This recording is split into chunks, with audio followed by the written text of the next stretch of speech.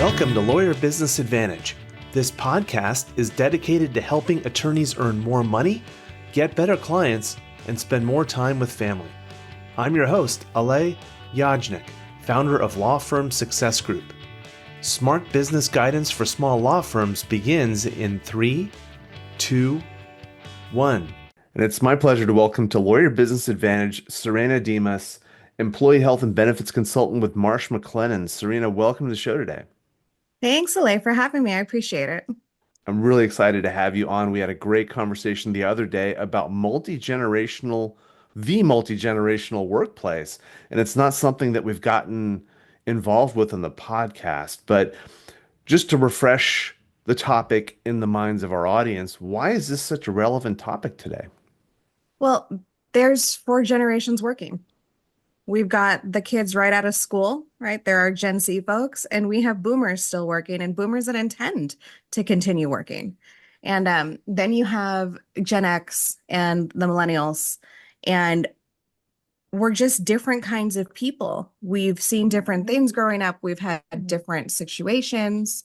Some of us carry more debt than others. There's this perception among certain generations that the other generations are out of touch and they don't know how it really is or what they've gone through, or that nobody really knows what it's like to work, which isn't true because everybody works hard, but we all have a very different experience and view of the world. So it makes it challenging when you're talking, because how do you talk if you're just saying one thing and you're only saying it one way? Yeah, true. Why is this more of an issue today? Like when I started in my career much longer ago than I care to admit, this was not a thing. And now it's like it's very much a relevant topic of conversation. Well, I remember when the internet first started and I was in grade school, and I just did not have access to information as a kid as I did like just a few years later in high school, let alone in college, right? Let alone the way that we're constantly bombarded now. And so the way that we were raised really affects the way that we're trained to receive information. And there weren't those challenges before. People were Right. used to being talked to. They were used to sitting down with a paper and reading it and not looking at a digital form of media. And that's much different now. And Yeah. also had to do, critical thinking and reading for content and critical reading. And that was just something that you learned how to do because you didn't live by sound bites. Yeah. If we think about it, the major innovation in communications was the telephone. And that was there for a long time. And then really nothing changed until email rolled out. And then Yeah. once email hit, then we had email, instant messaging, text messaging, social media, all in a very short period of time. And so, depending on when the person was born and their experiences, those generations have very different ways of communicating because they have new technologies that just weren't available for a very long time. Yep. It's funny. Early on in my career, I had a conversation with somebody and I said, it's just so aggravating why I have to send a fax. Why can't I just send an email? And she started laughing on the other end of the phone. She goes, honey, I started working and there weren't faxes. You had to mail everything. And I was like, wait a minute, what do you mean you had to mail? And it wasn't a matter of waiting minutes, it was a matter of waiting days and over a week to do things. She goes, that's just how things were. So Exactly. it's been this whole thing happening in this digital era. Yes, and then coupled with that, we have people are working longer in the workforce. Where they would have retired, now they're continuing to work, and so we have the baby boomers who are going to be there. Apparently, my generation, Gen X, is not going to retire ever. So we're just going to see how that goes. And so it creates these interesting challenges. And so we've got the baby boomers, Gen X, the millennials or Gen Y, and then Gen Z. Um, what is the impact that this is having in businesses today with these 4 generations sort of all working together in the workplace towards a common goal? So communicating is where it all starts to either go well or it breaks down, right? And if leadership is trying to motivate a younger workforce that and I really can't stand the word disruptor, but like the millennials started it, right? Yes, this is the way it's always been, but does it have to be that way? Isn't there an easier way? Isn't there a shorter way? Isn't there a more efficient way? Right? Gen Z continues that. So if they're communicating a strategy that works because of a compliance reason, because of, we need to do discovery in a certain way so it's admissible when you're working with a law firm, because there are regulations that need to be done. Okay, yeah, we can use tech and stuff, but you still need human oversight. Um, yes, AI is great, but you still need to proofread the work, right? You still need to use your brain and do something. Communicating the reasoning behind it is something that I think hasn't necessarily always been done or talked about or understood. And so I don't want to say that older generations perceive it as whiny but you should just do it because this is how it should be done. But when we have all these tools that can help us, well, why not use the tools? Why do we have to do it that way? So, yeah, there's an explanation of the logic behind the process that I think is just one step that didn't used to have to happen. One of the things I hear about from law firm owners who are working with employees, especially new employees, is they're pulling their hair out, and it's the whole, kids these days are entitled, or kids these days don't want to work hard. And there's definitely a different attitude in most cases towards working in the younger generations. It's like they were taught really well by their parents that they should not only work hard, but also have a life and to set boundaries. Oh my gosh, someone taught them right. Like this whole boundary setting thing, I'm like, huh, I really like this boundary setting thing. It's great. But yeah, you see that a lot with, okay, but these are my hours, and it goes both ways, right? Because everything ebbs and flows in business. And so when you're swamped and you need to grind, the younger generations are there saying, yeah, let's do it. But when it's busy, why do I need to be at my desk for 8 hours? If I don't have anything to do, if there's no projects that are due, why can't I just work like 5.5 today? I'll keep an eye on my email. It's in my cell phone. But I want to go do my shopping. I want to go take a nap. I want to go walk my dog. Right. I want to go to a yoga class. Yeah. And so that creates a really interesting situation for the employers who are trying to attract and retain these employees who are motivated. Like, at the very core, they just have a different attitude and approach to work Yeah. than their supervisors might, and that can create a lot of frustration on both sides. Tons. So one of the things we're going to do at some point here, just for you attorney entrepreneurs that are listening, is Serena is going to put up a slide that's going to actually go through the different generations that you can see on YouTube. So if you want, head over to the YouTube Lawyer Business Advantage channel, and you can check out this podcast over there, and you can see the visual of the slide. Also, take this moment to give a quick shout out to our sponsor, Counsel CPAs. If you are running your firm and you want to practice law, then go ahead and outsource your back office operations to Counsel CPAs. All your accounting, tax, bookkeeping, and even practice management software needs. Um, so, Serena, as we look at these different workplaces, is there sort of a decoder ring, or are we talking about the people that are running these firms, whether they are boomers, Gen Xers, or millennials, or Gen Y? Um, is it more of an in-depth process than that in terms of figuring out how the other generations work and then adapting their style to the other generations? I think the name of the game nowadays is flexibility and trying an approach and having an extra one handy in case that one doesn't work or you don't get the kind of engagement that you want. Because one of the key drivers of retention is how engaged your employees feel. And if you're reaching out to them, let's say you're reaching out only via email and they don't particularly care for emails, then you might not drive the kind of engagement you want. Maybe you do need to pop up a Teams message, right? Maybe you do need to send out an automated text message. And it's not that much extra work. Your infrastructure should have the ability to do that. Or you just post on the Teams channel of, hey, you guys, we need you to do this because some people are going to check Teams more than they check their email. It's just flexibility. And those aren't things that are a big lift. It's just oh, yeah, I hadn't thought about that. Let me do this next piece and click some more buttons, and then we're good to go. And you have better engagement.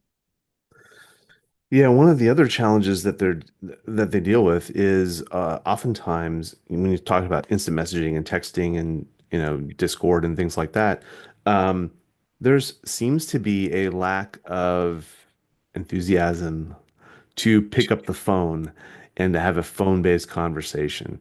Um, Agreed. and one thing I'm curious to get your thoughts on, right, in terms of quality of communication, number one is face to face or in person because Totally. it's so much richer, right? There's facial expressions, there's energy, all of that. If you can't do that, then at least jumping on a video call, you at least get the face to face. Yep. One level down from that is the phone because you can at least make out tone of voice. Hmm. When you get into email, um, you lose so much of the context of communication and you're just reading the words.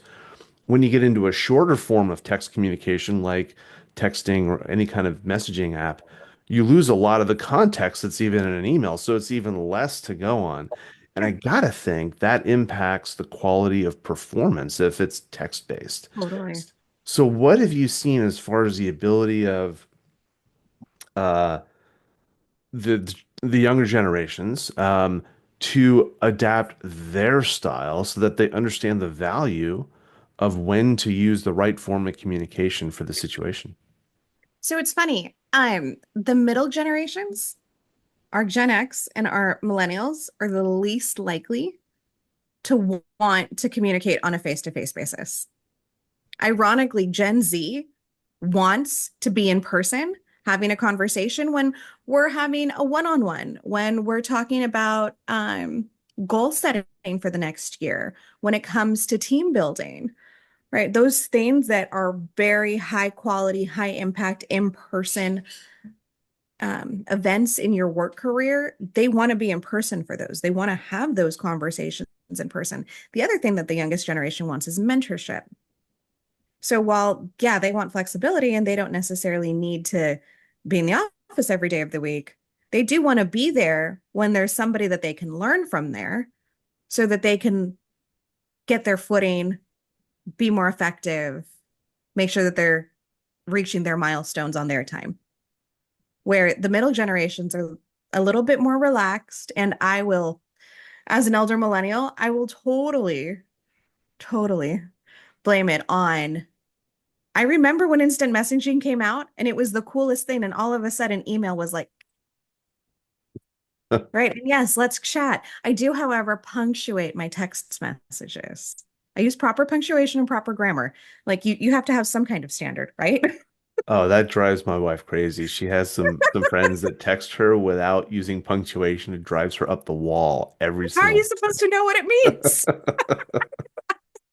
Commas, people, commas. Well, that's great to hear. I think I heard a collective sigh of relief when you mentioned Right. that Gen Z prefers the face to face, and it's great to hear that they are interested in mentorship and really prize that. I know Gen Y does as well. At least the research that came out last time I checked into this was like 5, 10 years ago. That's what they were saying about Gen Y also, which is great. Mhm. Um, so where do the boomers fit into all of this? The most formal style of communication, the most proper, the most, this is my personal life, this is my work life. Compartmentalization happens with the boomers. So they want in person, they want a phone call, uh,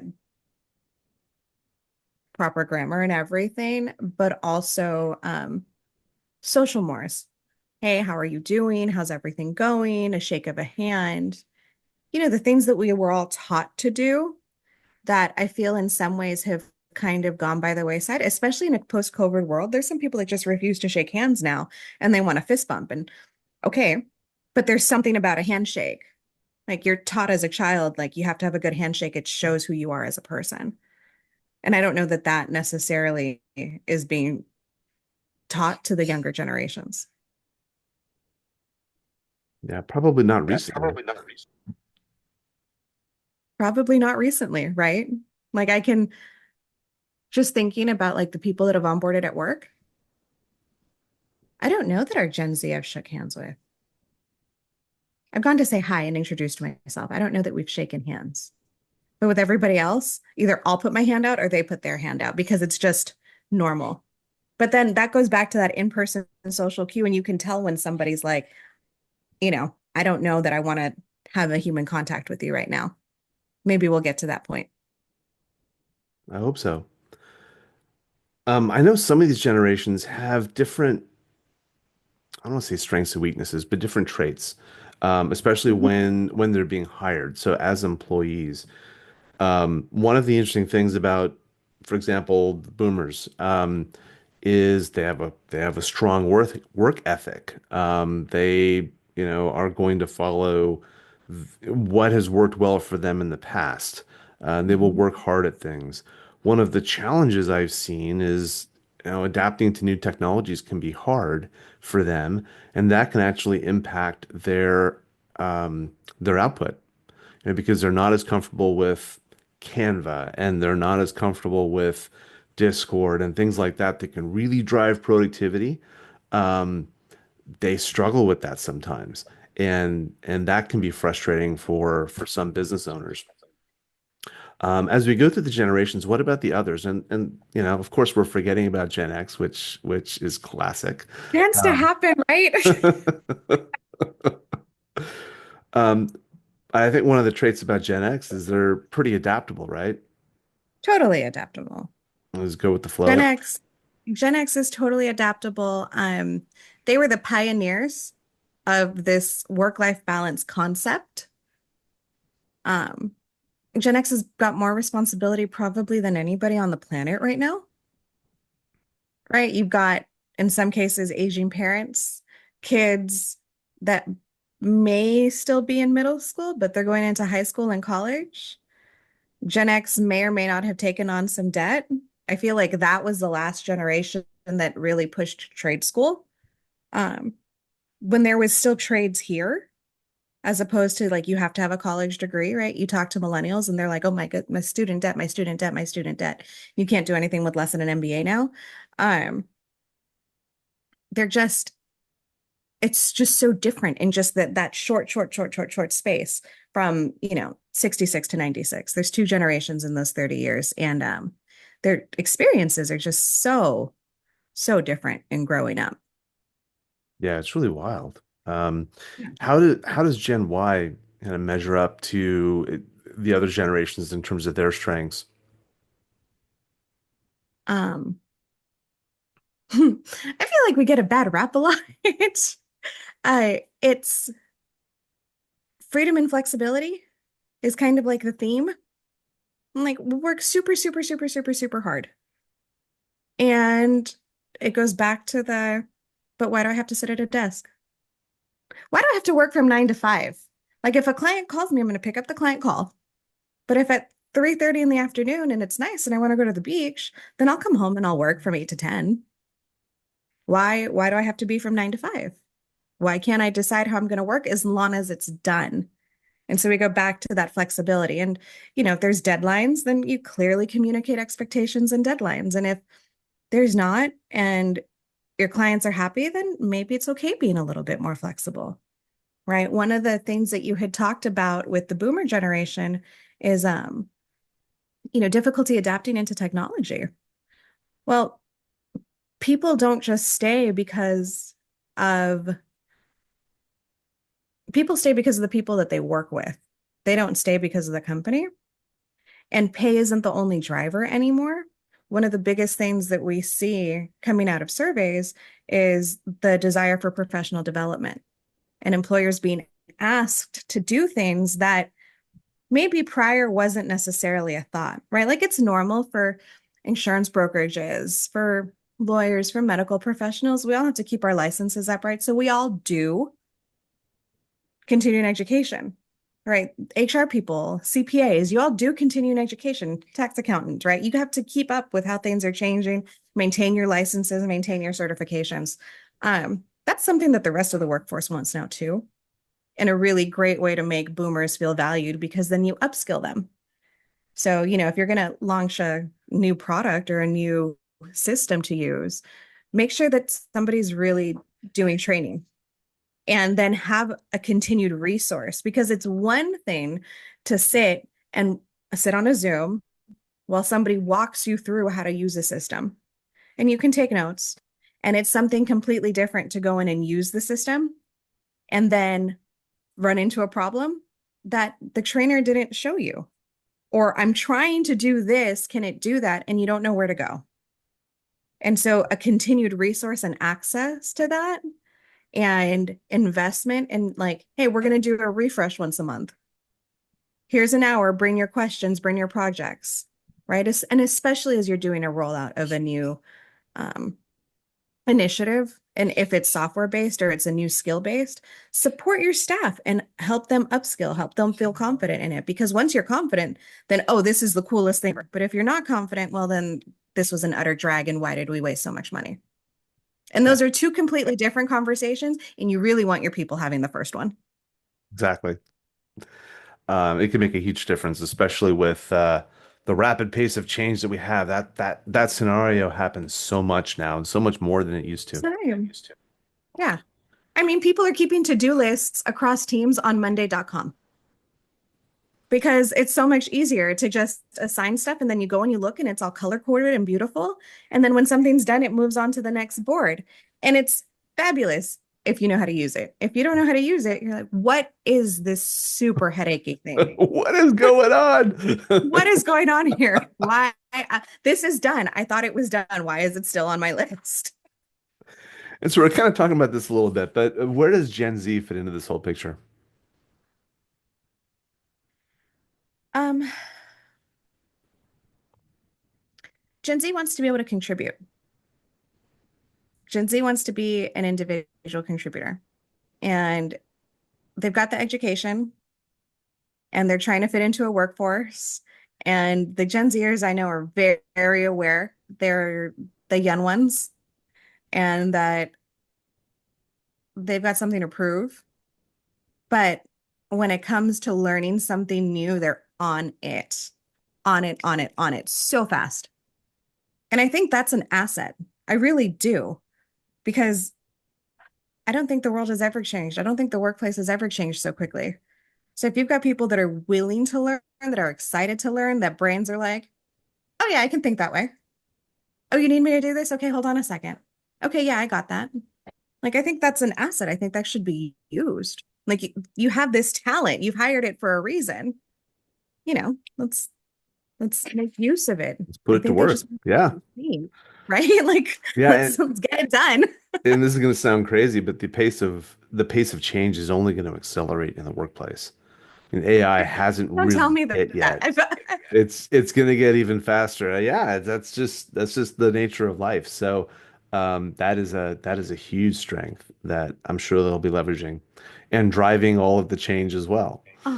Every conference I've gone to this year has had one or more sessions on AI, on how to use it, on how you can maybe violate employment laws if you don't use AI correctly, on how to be ethical in using AI, Oh yeah. how to market using AI, all sorts of things. How to have AI answer your emails and put an appointment on your calendar so that you can take a discovery call without ever doing any outreach, which blows my mind. I have no idea how on earth you can let go of that process.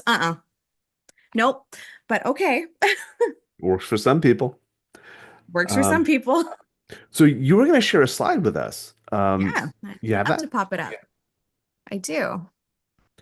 And Let we'll do our me. best to give a verbal description of it to those who are listening to the podcast.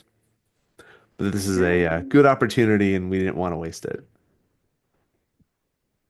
So this is generations at a glance, like really clearly defined by the years of when they are that generation, right? What defines that, even though you may or may not agree with that assessment. Um, Population, both in the world and in the workforce. Um, Millennials, we do make up the biggest population in the workforce, but we're not the biggest population in the world anymore. Apparently, we've done a very good job procreating. Um, and then what our motivations are. And so you touched on some of this, Alay, and I don't even think you've seen this slide. No, I haven't. I think I said I had something and then I didn't share it. Yeah, I this is really awesome. This is not what we looked at earlier. This is great. so talking about boomers and what their motivation is, their company loyalty, teamwork, that old school work ethic, duty, we're gonna grind until we get it. Um, and to my point earlier, Gen X, you guys are the pioneers of work-life balance, right? There really wasn't this idea of work-life balance prior to Gen X coming into the workforce. And I think it's great. Um, but to my point, talking about professional development, like it's highlighted, personal and professional interests over company interests. So to keep these employees, which, Gen X now, there's a wealth of experience-based learning. So you're really, really valuable employees. You got to keep them engaged. So you want to keep developing them and encouraging their growth. Um, Gen Y, we all, us millennials, we want responsibility. We're not slackers. I mean, unless you use Slack, in which case, totally. But for the most part, not slackers. I, but I think millennials more than anybody will stay with the company because of the people they work with, and especially work hard for um, the person that they're working for, right? So whoever's managing them, whoever's directing the ship, whoever's, captaining the team, however you want to put it, if that person is solid and that person's helping millennials stay seen and hearing them and providing assistance when asked for or guidance when you run into a roadblock and then letting us go out and execute so that we can come back, that's huge, right? So there's some people that are really, really good at just saying, okay, this is what you've told me. Now, what do you need assistance with? And then just being quiet and listening and saying, okay, well, because that creates a place of vulnerability, right? Nobody wants to be wrong. But Right. this is where I'm running into roadblocks. I need some ideas. And creating that, for lack of a better word, safe space in order to be vulnerable so that, KPIs can be met.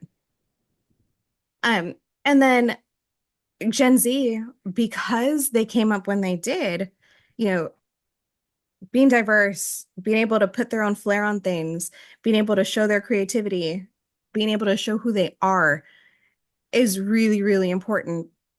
And they're super willing to work hard, but they want mentorship. And they're not afraid to ask questions at all, like at all.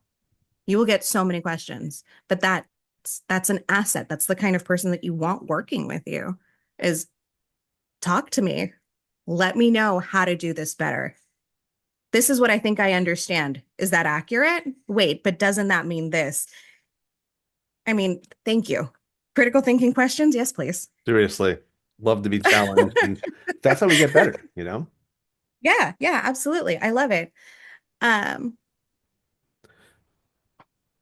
This you were is going to say awesome. something. No worries. Thank you so much for sharing this with us. It looks great. It's so helpful. Um, I've seen a lot of slides on the multi-generational workforce. This is the best that I can remember. Really awesome. So thanks for sharing that with us. Yeah, absolutely. Um, so question for you, what are you looking forward to in the next, I don't know, year or so? I the market's getting a bit of a shakeup. So there are these things called professional employer organizations, and they're a wonderful fit for the right company, usually on the smaller side when you don't have the need for or can't afford to make the investment for a full-time HR person, right? They take that lift off of you. Um, there were several new ones that entered the space about 5 years ago. Those books have completely been shaken up now. So, and companies are growing. And I think that shopping is always a good idea. Getting an extra set of eyes is always a good idea. So, um, I'm excited because those are getting ready to enter the market. There's a bunch of really, really bad renewals coming around, especially if you're situs in the state of California, regardless of industry. So those are great opportunities to see what's out there in the open market, and maybe it's a good fit, and maybe stay in the courses, right? You don't know unless you ask. Um, 2025, I'm looking forward to just having it be a little bit more peaceful, right? No talk of politics. Let's move on as a country. Interest rates are coming down. I'm excited to see what the market does. People are starting to hire again, right? We had those reduction in forces back in 2023. Those workforces are starting to build back up. Strategic plans are being executed. So those are fun things. I'm pivoting my newsletter on LinkedIn a little bit, still with a heavy focus on employee education, but also starting to layer in things that employers can do that don't necessarily cost anything, like changing how you communicate with your employees. So I'm looking forward to that. And yeah. You know what I love about you and the time that we've worked together is that you are, yes, you are a benefits provider, but that's kind of the second hat that you wear. The first hat you wear is a, employee engagement and performance consultant first. And I love that approach. So Thanks. I think a lot of your clients are lucky to be working with you. If people want to connect with you, what's the best way for them to do that? LinkedIn, phone, I do answer it. Um, email, I've got a scheduling link in my email. So I'm on LinkedIn. Subscribe. I publish every 2 weeks right now. It'll go back up to every week once I've finished my little pivot. Awesome. Awesome. Well, congrats on the pivot. That's exciting. And Thank glad you. to hear that 2025 is shaping up to be a good year for you as well. Yeah. For all of Serena, us. yeah, yeah, for all of us. Thanks for joining the podcast today. Now, thanks for having me, Alay. I appreciate it. And thanks to Council CPAs for their sponsorship. Thanks, Serena. Bye. And that's a wrap for this episode of the Lawyer Business Advantage podcast. One thing that would really help both us and other new potential listeners is for you to rate this show and leave a comment in iTunes, Stitcher, or wherever you tune in to listen. And I want to hear from you, so connect with me on LinkedIn and let me know what you think of this episode. And if you are a solo or an owner of a small law firm and you're looking to earn more money, attract better clients, or reduce your stress, we would love to talk with you to see how we can help. Request your free law firm assessment by visiting lawfirmsuccessgroup.com. Again, that URL is lawfirmsuccessgroup.com. We look forward to talking with you soon. Thank you for listening. My name is Alay Yajnik. Until next time, remember, you can seize freedom, you can embrace happiness, you can build your perfect practice.